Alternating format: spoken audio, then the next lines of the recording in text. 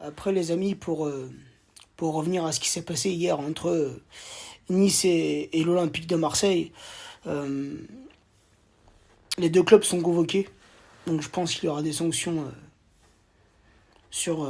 Je pense qu'il y aura des sanctions au niveau des deux clubs. Mais encore une fois, on ne doit pas voir ce genre de choses dans le football. C'est vrai qu'hier, moi, devant ma télé, ça m'a fait un peu rigoler, hein. Tu connais le côté chambrage, hein. Mais, euh, mais voilà, c'est le genre de choses qu'on n'aime pas voir dans un stade de foot. Les supporters de leur côté n'ont pas à agir de cette manière, à jeter quoi que ce soit bouteille, que ce soit briquet. À l'ancienne, c'était des bouteilles en verre, c'était encore pire. Mais voilà, malheureusement, ça a toujours existé dans le football et ça existera toujours. Il y aura d'autres histoires comme ça. Ce n'est pas la première, ça ne sera pas la dernière. Mais voilà, c'est triste. Après un an et demi de privation, après un an et demi de privation, les stades sont ouverts, il y a du public, il y a de l'ambiance, il y a de la festivité, et certains réagissent comme ça, en jetant des projectiles. Non, ça se fait pas, tu vois, peu importe l'adversaire. Peu importe l'adversaire. Après, côté Payet, c'est pareil, lui-même il a pas à réagir de cette manière. Après, je le conçois. C'est un être humain comme toi, comme moi, et je pense qu'on aurait réagi de la même manière. Sincèrement, hein. Je pense que voilà, sur un coup de folie, frérot, on aurait pris la bouteille, on l'aurait rejetée, tu vois. On aurait certainement fait pareil, t'as vu, avec l'énervement. Pendant tout le match, tu reçois des projectiles, au bout d'un moment, tu pètes un câble, tu vois. Mais c'est une faute professionnelle. Ça reste un joueur de foot. Il doit contrôler ses nerfs. Enfin, c'est facile à dire derrière un téléphone, mais c'est comme ça. Il doit normalement savoir se contrôler. C'est arrivé à Neymar au Vélodrome. Neymar s'est contrôlé. Après aussi, on a vu que ça a commencé à se calmer. Les joueurs partaient de leur côté. Les supporters qui avaient envahi le terrain regagnaient les tribunes. Et T'as Alvaro qui s'est mis à je ne sais quoi faire, à provoquer les supporters niçois, qui sont revenus une deuxième fois sur le terrain et se repartis en couille. Tu vois, donc là aussi, après t'as Sampaoli qui débarque, qui veut se taper, tu vois. Du grand n'importe quoi. Mais les deux clubs méritent une sanction. Les Olympiens et les Niçois. Même les supporters. Après, attention, car j'en ai entendu aujourd'hui pas mal à la radio faire l'amalgame. Mettre tous les ultras dans le même sac. Ça, c'est une faute à ne pas faire.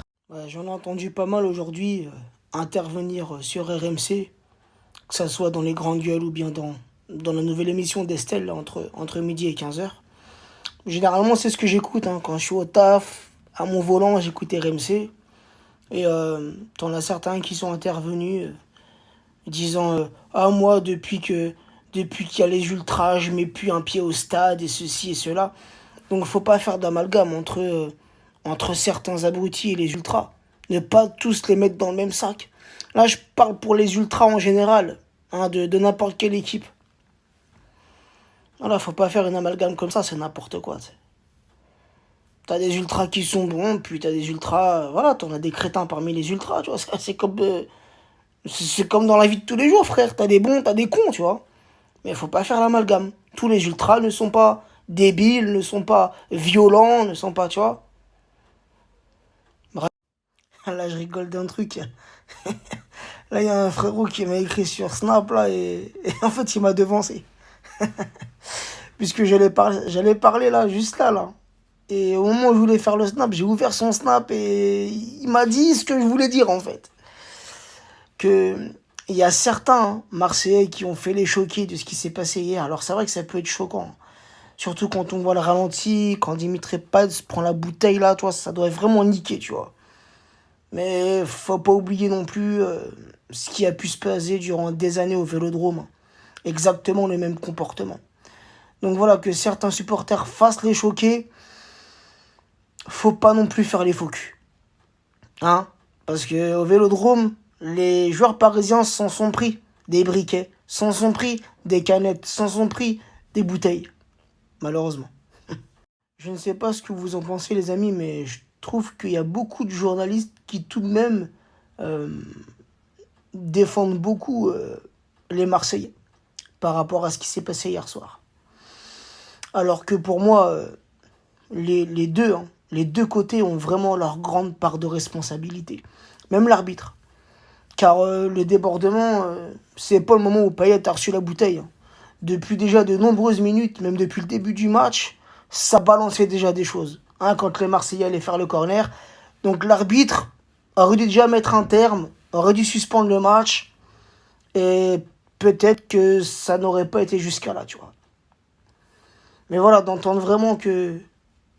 Tu vois, de voir vraiment que tous les journalistes, enfin pas tous, mais une grande partie des journalistes viennent défendre l'OM alors que les Marseillais ne sont pas non plus irréprochables sur ce qui s'est passé. Eux aussi ont mis des coups. Il n'y a pas que les Niçois qui ont mis des coups, les Marseillais aussi ont mis. Et aussi, côté Niçois, les amis,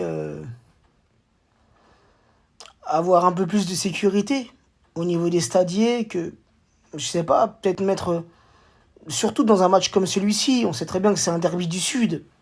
Nice-Marseille, Marseille-Nice, c'est un gros derby, frérot. Et on sait qu'à tout moment, ça peut déborder. Donc, quand c'est un derby comme ça, aussi chaud que ça, faire venir des policiers, mettre des cordons de CRS, tu vois, je sais pas. Tu vois, donc, tu vois, les Niçois ont leur part de responsabilité, et les Marseillais aussi, tu vois. Donc, je vois pas pourquoi des journalistes viennent prendre le parti, tu vois, viennent prendre un parti plus qu'un autre. Non. Les deux partis sont fautifs. Les deux clubs sont fautifs. D'un côté, t'as les supporters, et de l'autre côté, c'est les joueurs qui ont pété un plomb, tu vois. Et ça serait un joueur parisien à la place de Payet, on s'en prendrait plein la gueule aujourd'hui. Sois-en sûr. Après, la question, les amis, à savoir si le match devait reprendre ou pas. Je suis assez partagé sur ce sujet.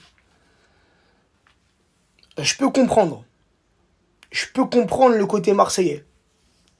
Des joueurs qui ont été blessés, qui ont été atteints physiquement. Je peux comprendre qu'ils aient eu peur de reprendre le match et que ça reparte en sucette. Je peux le comprendre. Et d'un sens, bien évidemment, je peux aussi comprendre les Niçois qui ont voulu reprendre ce match pour aller jusqu'au bout. Car normalement, le football doit l'emporter sur le côté extra-football. Donc voilà, sur ce sujet, je suis assez partagé, tu vois. Et là, apparemment, d'après ce que j'ai vu, la victoire serait attribuée aux Niçois, hein, qui menaient 1-0. Il restait encore, je crois, plus d'un quart d'heure de jeu. Ça, par contre, frérot, moi, je serais pour que le match soit rejoué, mais à huis clos. Après, là où j'ai un doute, et je me dis que si le score aurait été inversé, si c'est l'OM qui aurait mené 1-0 à un quart d'heure de la fin, est-ce que les Marseillais auraient réagi de la même manière? Est-ce que les Marseillais auraient arrêté le match? Ça, frérot, j'en suis moins sûr. Chacun aura son avis sur ce qui s'est passé hier soir. Mais quoi qu'il en soit, les amis, ce sont des comportements qu'on ne doit pas voir sur un terrain de foot. On peut être rival, on peut se chambrer, notamment à travers les réseaux sociaux. Mais de là à envahir un terrain, de là à se frapper entre supporters et joueurs, entre joueurs et joueurs, entre entraîneurs et joueurs, ou bref. Ça, les gars, c'est un comportement qu'on ne doit plus voir sur un terrain de football. Comme je l'ai dit, pendant 1 an et demi, on a été privés de nos stades de foot. Ça nous a grave manqué. Là, c'est la réouverture pour les supporters et certains ont ce genre de comportement. Non, les amis, c'est inadmissible.